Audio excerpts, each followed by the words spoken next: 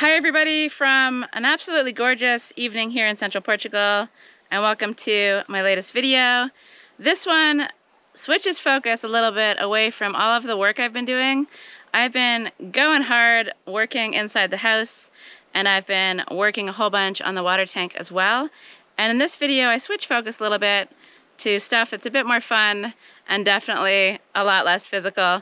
My friend Kimberly comes over and we have a great old time doing some fermenting. She's really into the stuff and she's very knowledgeable and shares a couple recipes with me.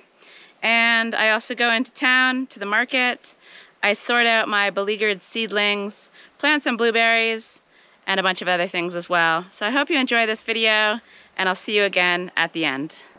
So Kimberly is here. You might remember her from pear cider making. The famous Perry. Didn't go exactly to plan, and she's here to help ferment some of my lemons into a lovely Indian lemon pickle. And she brought her dogs. And this is a current situation. Benny was minding her business.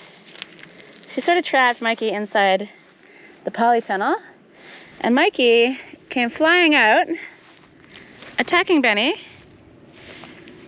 and now he's sitting in the most ridiculous spot. I fear for his safety, but the way he handled himself just now, I think he'll be fine. So we're here among the lemon tree. We have our beers. Cheers. Cheers. And we have the stuff. And the first item on the list, I think we have enough lemons. Let's ferment. Okay, have you got chili powder? Yes. Have you got turmeric? Açafrão? Yeah. Curcuma. Curcuma. Curcuma? Yes, I do. Mustard seeds. I have. Fenugreek seeds. Also known as, I think, methi? Oh, really? I think so. Oh, cool. Methi seeds. Fenugreek. I've got that. Sugar. Sugar we have. Salt. Salt, I have some, I'll get more. Asafoetida, we don't have. Don't even know what that is, I've never heard of it in my life. It's what they use in Ayurvedic cooking to replace garlic and onions. Oh. Yeah. And then we have to juice a lemon as well. Have you got a juicer? I've got the squeezy thing. Yeah? So I'll be in charge of the juicing. Squeezy, squeezy. So I think these are the cutest lemons in all the land. What are your thoughts? They are so cute. They're really good. And the skin is really nice and thin. And do we think that'll be good for this pickle? They're going to be not just good, amazing. Amazing pickles. I find a lot of pickles, the skin is too thick and it's too skinny. But like not skinny, as in too much skin. Skinny. What's happening right now? That kind of skinny. So these will be less. Lemons. This will be less skinny. The thing is, on these lemons here, the skin, when you're fermenting it, the skin gets amazing and you want to eat it.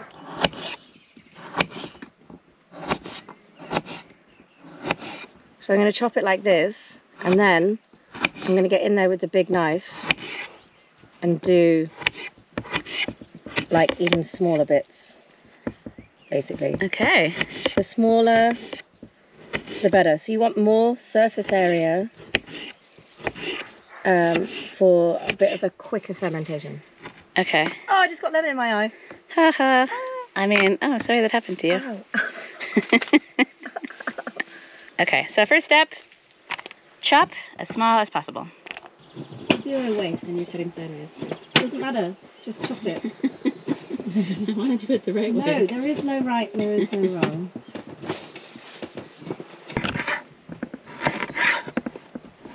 Do you still think they're the finest lemons in all the land? Finer than fine. Finey McFine face. Finey McFine face McGee.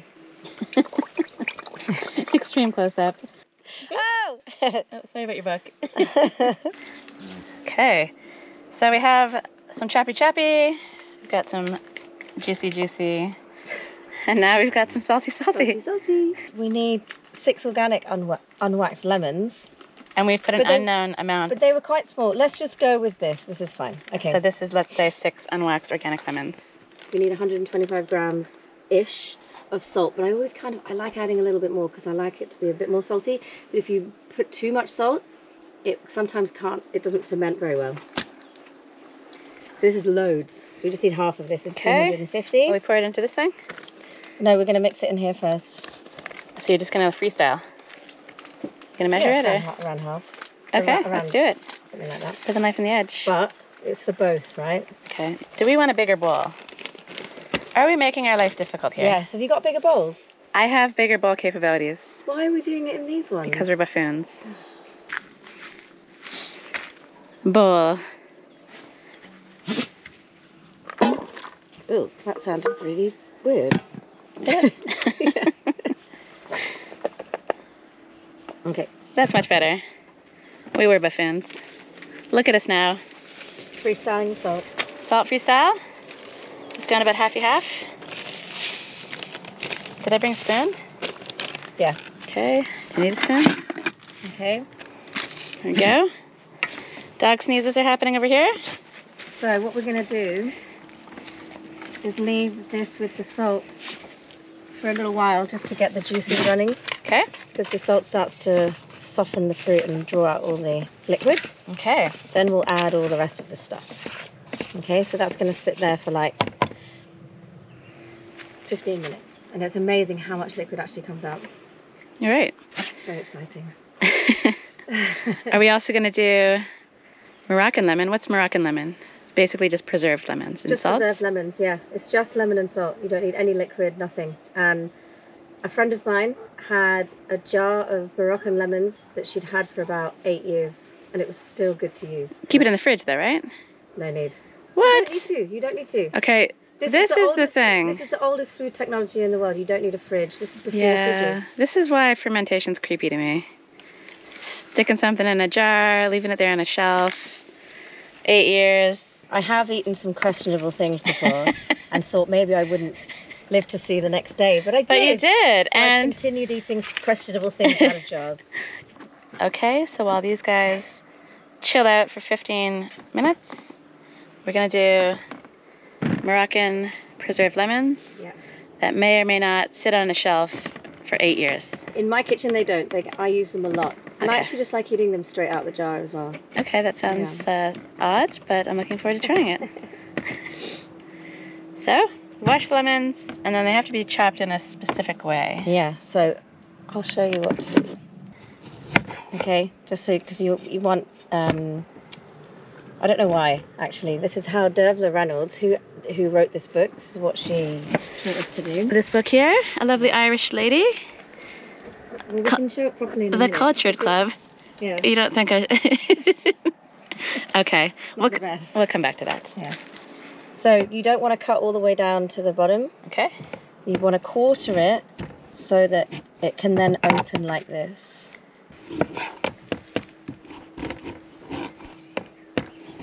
Because what the salt does to the lemons is it like starts decaying it. It's like controlled decay of food. Interesting. And it starts breaking down the food already for you so that you can absorb more nutrients when you eat it. But then also it starts to put really good bacteria into your gut. And so the bad bacteria doesn't get fed, the good bacteria gets fed, and then they win the gut war. And so you've got more, like a better populated gut. So the gut war that's happening inside of each of us has a better chance at winning. Yes. Okay. And you'll be healthier. So you want that to go like inside.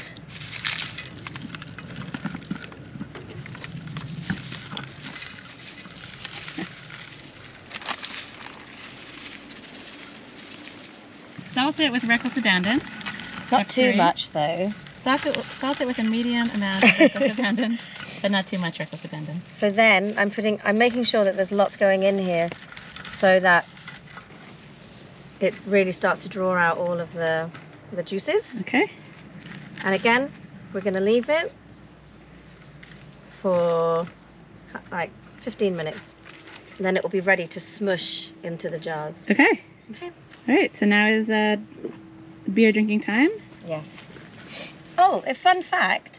So they thought that people settled and started farming for bread, like for wheat to make bread. But there's some research now that says it's actually for beer. They were farming hops and barley and things to make beer. So like farmers started from a desire for beer, not from a desire for bread. Yeah. I could get behind that. Yeah. Hence why we're drinking beer today. Yes, exactly. How much juice has come wow. out. So it's really started to draw it out. That's pretty crazy, actually. That's good. Okay, so we're ready to add all the other stuff now. Excellent. Of sugar. Right, while you do that, I'm just going to come over and see Jet the dog, who is observing Mikey the cat, who's still up in the tree. Taunting them, kind of, but probably also quite scared. I think Jet wants to be friends, but Mikey is not having it. Oh. Izzy, you guys did not make friends earlier, even though you wanted to. Okay, the sugar is in. I always put a little bit less because I don't want it that sweet. Okay. But once you start making things, you can make that decision yourself. And then chili powder. So do you like spicy or not spicy? I like spicy. So I reckon we go for the 4 tablespoons. Let's do it. We're going to cane your chili powder. Then teaspoons of turmeric. That's a half. Oh, it's new. Ooh, that's exciting. Oh no, it's windy. Okay, look. Maybe like, that'll do. Okay, lots of turmeric. Yep. Fenugreek seeds, 1 teaspoon. So that's half, that's 1. Let's have A little another bit one. more. I love a fenugreek seed. I do. And then mustard seeds, just 1 teaspoon, but you know what? They're so flavorful. Let's put in more. I also brought Nigella seeds we could put in. Ooh, okay. Like they're black onion seeds. Sure. Do you want to do that? Okay, so we've got black onion seeds in there, Nigella seeds. Lovely. And then, oh, the lemon juice. And a bug. Well, the bug is optional. This is off-grid fermenting. We're gonna go no bug this time. Okay, so all of it in. Okay. And then get mixy. Mixy. Ooh. That's pretty amazing. It's so good. And then we mixy and let it sit in the jar? Yeah, it goes into the jar now. Okay. And then it lives there for how long? So what happens is, I think this one's a month. I think it's about a month. Because what it needs to do is break down the complex compounds in the food. And yeah, I think it's about a month. But you know when it's ready because you taste it and the skin is soft, the taste is there, like the flavor is strong. Yeah. And it can just live in the back of a cupboard somewhere. Yeah. Covered up, away from sunlight. Yeah. Is it supposed to be that liquidy? Yeah, it's great. Right. Okay, but I'll show you why in a minute, why it's good. Okay. Okay. Well, now I can show you now. Show me now. Okay, so here's a Show me 1 minute, I'm very busy. clean and sterile jar. Off-grid sterile? Yes. And so that's going in with the liquid. You want the liquid. Benny, stop it. Excuse me, we're filming. Silence. Okay, so you want it to come up to around there on the jar. Normally with these mason jar thingies, you can bring it up to the metal line. You need a little bit of space because what you want to start doing is converting oxygen into carbon dioxide. Okay. Also very important that the liquid stays up. Okay. So a way to get around that to make sure that because otherwise it will go moldy. So a way to do that, I brought a cabbage with me. So should there be more liquid then? Because no, it's fine. Okay. So you need a cabbage, or people will use glass weights for this, right? Yeah, so you can fermenting weight, or you can fill up a Ziploc bag with water. Yeah, that's what I do. And once it's fermented to its full fermented goodness, it then lives in the fridge. Yeah, you can put it in the fridge. Okay. Because it then sits on the glass. Yep. And that's just going to make sure that everything stays down. Okay. And there we have it. Indian relish. Okay. Well, Indian relish in 1 month. In 1 month. Rather than putting, because we didn't have enough to fill the jar, so Kirsty suggested using the lemons as a stopper instead. And seeing as we've got thousands and thousands of them, it makes such a good idea. Although... Such a good idea. It was such a good idea. But let's just keep checking it for mold. Okay, maybe it's not that great of an idea. We'll see. So Time will tell. The only thing you have to do now is you do have to burp it every now and then. It's not going to be as burpy as a sauerkraut, but you will have to burp it. Will it be as explosive as a Perry? Nothing will be as explosive as a Perry. I mean, that was like horror movie explosiveness. We did a bad thing with that. How often would you say we should burp it? Like roughly? I would say like in the beginning once a day, and then it will go less and less and less. Okay. But my experience with this stuff is that it does need burping much less than any other ferment. Okay, and then when you put it in the fridge, it doesn't need burping anymore. It's all good. Yeah, it's all good. Okay. So the lemons have been sitting here getting all salty for about 15 minutes or so, and now they're going to get squashed into this jar. So these go in. So they've been softened by the salt. All the liquid's been drawn out. Mm. Okay. And so we're pushing. Squashing and squeezing. I feel like I'm going to break this table. It's quite possible that you might break the table. And we want them sitting upright as much as possible. Yeah.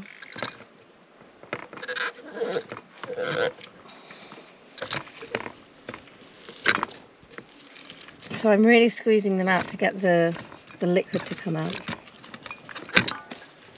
Can you see down there the liquid's all coming out? I can see. And could you use like the end of a wooden spoon or something just to get maximum squashing powers? You can. You can actually get these fermenting tools that fit right into a mason jar. But we're hardcore and we like to ruin our skin and our knuckles. Leave the cat alone. Guys, So I'm going to put all that salt back in.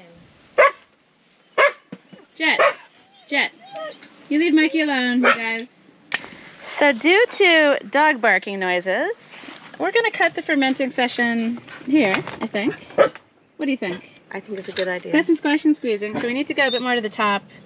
Again, yeah, it's the same thing. You have to go up. I'm sure it's fine. So wait for these to get a little softer, put a few more in, get to the top, close it, do something like this. And then we have Moroccan, what's it called? Moroccan lemons. It's not difficult to remember. It's a great name. Very fitting. They really thought about it. And look at this, we haven't even really gotten through very many lemons. So I've got a lot of fermenting in my future. A lot of lemon juice. I bought some ice cube trays. Got stuff for lemon curd. So yeah, stuff's gonna be happening. And let's get some of the lemon cordial and give it a taste test. What do you say? I think it's a great idea. Okay. So I have 4 bottles of this in my fridge door, and I'm definitely gonna be making more because it's the most delicious stuff ever to exist. Let's try that theory out. I'll let you be the judge of it, but How much? nah, it's good. Okay, just add water. It's basically half lemon water, half water, loads of zest, and an ungodly amount of sugar. What's water? Water. Cheers. Cheers.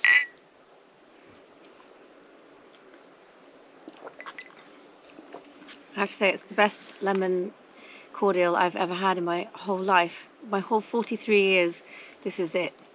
Wow, wow. What was the noise I made? Wow, wow. That's all I've got to say about that. Row, row. Do you know what this would It's be pretty really good. good with? I'm going to guess gin? Gin or vodka and a sparkly water. Yeah, it's like bitter lemon. It's really, really good. Mm. Recipe will be below. I'm going to be juicing the absolute crap out of my lemons and making this cordial. Juicing the crap out of them. Making this cordial. Such a way of words. I try. So yeah. Cheers. We're done? Is this the end of fermenting? This is the end. Okay, this is the end. This is the end, my friend. Thank you for coming and showing us fermenting. Well, I didn't show you much. You're right, you didn't. Like... She'll be back tomorrow to show us the rest of fermenting. Cheers again. Thanks, Kimberly. Thank you, Kirsty. You're welcome.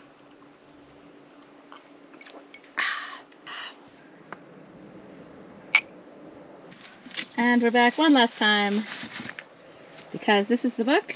This is my fermenting Bible. It's called The Cultured Club by Dervla Reynolds. And I actually learnt with her. And I recommend this book to everybody. It's so, so good. And you can see it's really well loved. And there's splashes of like sauerkraut all the way through. You can see which one of my favourite pages because of the splashes. It's got the most foodstuffs on it. Yeah. Highly recommend this. Also, wild fermentation is very good as well. Okay. But this one's great. Excellent. Good to know. Ow. Smooth. It's a stunningly beautiful evening. Really incredible out here. And I came into the Polytunnel to do some tidying. As you can see, it's quite disastrous in here. And I'm going to need to get a bunch of stuff to do work fairly soon. So I'll do a big deep clean of this starting tonight, and I'll check in again with a great reveal probably tomorrow. But I just wanted to say hello to Larry, and this little guy's chilling down here as well. So they seem to have found what looks like kind of an uncomfortable spot, but they're being very cute. So just wanted to say hello from the cats, and I'm going to get to work on this abomination, and hopefully by the time I'm done, I'll actually be able to walk to the other end.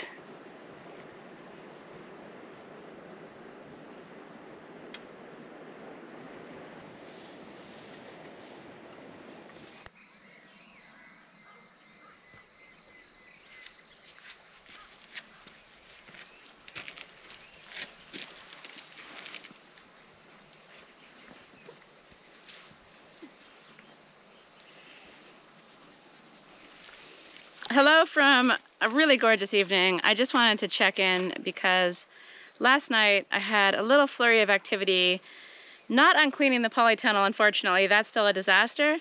But I potted some things on, sorted out some of my seedlings, relabeled a bunch of stuff that rubbed off, and I made some decent progress. And tonight I'm gonna push on and try to finish off the seed stuff. So I just wanted to give a little update about what I'm up to. So I'm not going to film the work that I'm going to do tonight, but basically I want to plant more peppers and a few other things, relabel everything that's rubbed off, and just try to get the peppers up to standard because these are really munched by something when the trays were on the floor of the Polytunnel. I've got some sunflowers, I've got my list to help me with labeling, and I've put some more cucumbers and beans in the seed tray as well. I've also potted on a bunch of things, so I got the dill separated out, most of it. I got some tomatoes potted on, and that's really about it. Some of the peppers are doing okay, but the tomatoes have been the main thing that have survived what I suspect was a slug attack.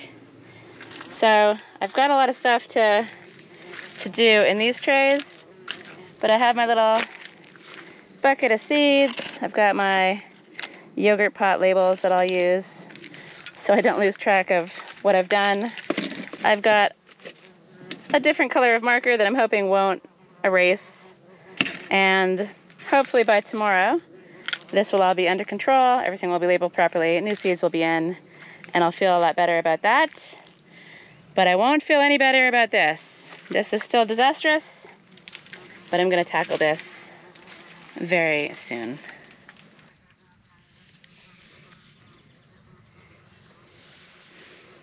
So I've got Larry here to keep me company. I've got an annoying buzzy bug that seems to be trapped in the Polytunnel, and I'm just gonna get on with things. But I just wanted to check in and give an update on what I'm up to and share this absolutely beautiful evening with you. So I'll see you tomorrow when all of my seed stuff is hopefully finished.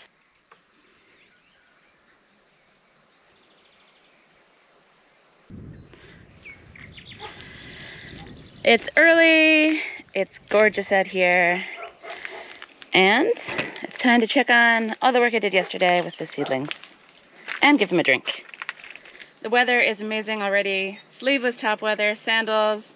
The summer is well and truly on its way. I think there's a couple days of rain next week, but I bet after that, that'll be the end of it. So I managed to get loads of stuff done in the Polytunnel. The seeds that I want to get in are all in. And I just feel much better about life knowing that I've resupplied all the seeds that got munched and things are on the way again. Maybe it's too late, I don't really know. Maybe it'll be fine. I suppose Portugal has a really long growing season, so I'm hopeful. So I got a whole bunch of new peppers in. They did really well germinating, but like I said, some kind of snail or slug or something munched them. I definitely want to get more sunflowers in just because I love them so much and they're easy to grow. Got some more cucumbers on the go because all of them perished. And then I've got a whole bunch of tomato plants. I've got way more dill than I need. I've got more tomato plants than I need. And so I'm gonna just keep those growing and give them to a friend of mine.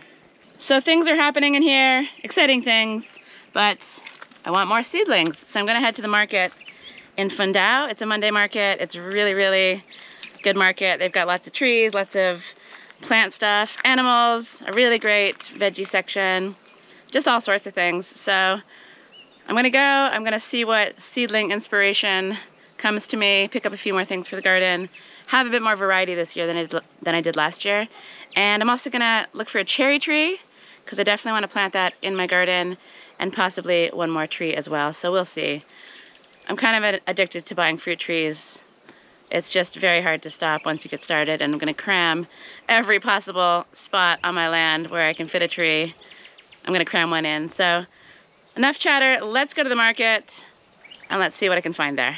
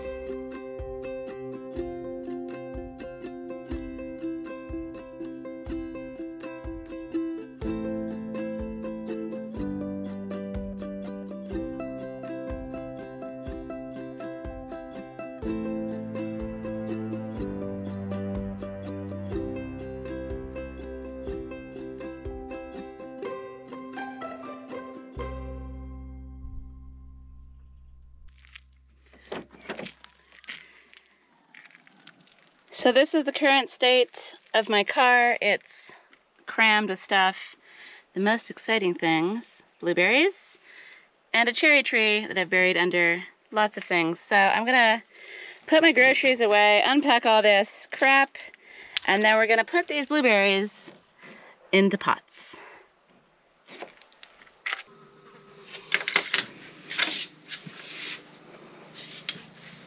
I don't know if this couch is a good idea.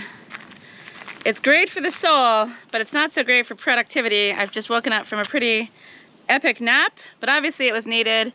Going into town really does take it out of me, and it's really bright out here, really hot, and I just felt like I needed the rest. So let me take you on a little tour of the stuff that I bought now that I've unpacked the car, and then we'll head to the garden and stick some blueberries in pots. So I brought a few things up here. I've got the cherry tree. It's the Celeste variety. It's sweet. Apparently it gives fruit around June, July, I believe. And then I've got my blueberries. Alex Blue is one variety. Star is the other. They have all kinds of different varieties. at the market, but I bought the ones that have the berries on it already. Blueberries are expensive to buy in pots. They're about 15 euros each, and you can get them for cheaper when they're smaller, but these ones are pretty nice looking plants. But they're super expensive in the supermarket, and I love blueberries. So I'm gonna actually grow lots of them, hopefully, and I'm gonna grow them in pots to start because I don't know where I want them to live permanently. But luckily, the internet says blueberries do pretty well in pots, so that's good news. And then over here, I bought a whole bunch of things. I went a little bit crazy on the strawberries. I wasn't gonna do strawberries, but strawberries bring me joy, so I changed my mind on the fly. Got a bunch of lettuces, got some parsley, I've got some coriander, some carrots, some beetroot, some peppers, a couple zucchinis, and some eggplant. I really don't know the best way of storing these things until Saturday when they go in the ground. Should probably put them in the shade, but for now, they can live there. And I've had some sad news over here. There were some nice looking peppers in these two pots that looked kind of like this one, but even a little healthier. And now they are gone. So whatever creature has been munching the seedlings when they were on the ground is up here on the table as well. So I must be vigilant. Well, I don't really know what I can do. Obviously, I'm not keeping watch over these all the time. I can't defend the Polytunnel castle at every hour, so it's a pretty nice buffet. If I was a creature looking for a snack, I'd be up here as well. But sadly, these two beautiful looking peppers are no more, and hopefully they stay away from the rest. I've never had this problem with my seedlings before, so it's a little frustrating. Actually, I should probably get these off the ground. I have learned nothing, so let's put them up on the workbench.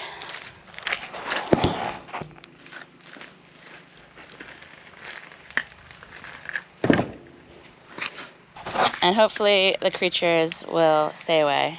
So that's the seedling update. Now it's time to grab my beloved blueberries and take them down to the garden to stick them into pots using this special extra acidic soil.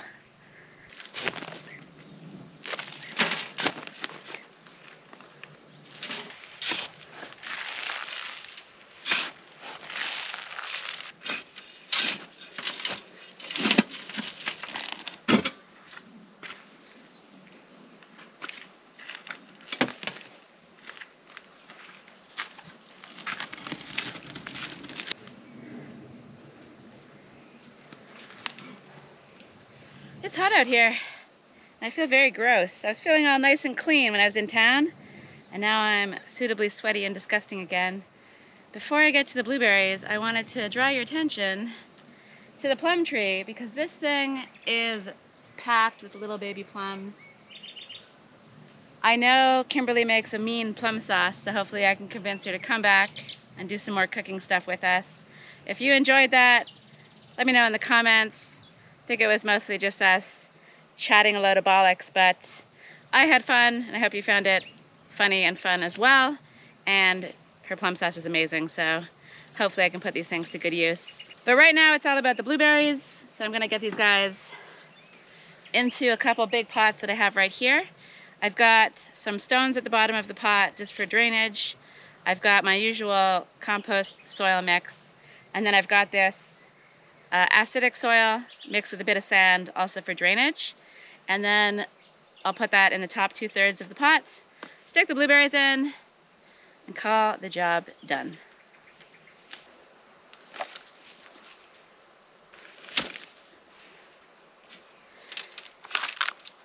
And here's a little trick I learned on some YouTube channel somewhere. I'm afraid I forget the name of it. But you basically stick all the soil in around the pot. Try to get it in the center. I'm pretty hopeless about sticking things in the center. I've got loads of crooked trees and things in pots off center, but it has character. And you pack it down. And then you pull the pot out. Ta-da! That stays like that. And then you wiggle the plant out of its pot. In my head, this is going to come out easier than it is. There we go. So we've got this. And then plop it back in the hole where it should fit nice and snugly and be at the same depth as what it was in the nursery, which is what the internet tells me to do with blueberries. So let's give our little blueberry friend a drink.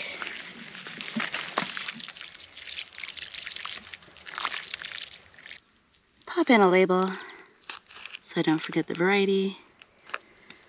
And then I'll plant this guy off camera because right now I want to go back to the water tank and prepare for tomorrow's work where Carrie and I are going to be plastering this thing. It's going to be a massive job and I have to empty the water.